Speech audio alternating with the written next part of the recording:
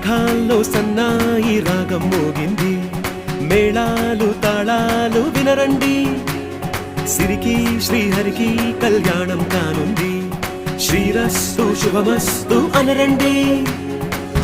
అచ్చతలు గంటో పెళ్లికి అర్థం చెప్పారంటూ, మెచ్చదగు ముచ్చట ఇది అని సాక్ష్యం చెబుతామంటూ, జనులంతా జై కొట్టేలా జరిపిస్తామండి. అందాల కుందన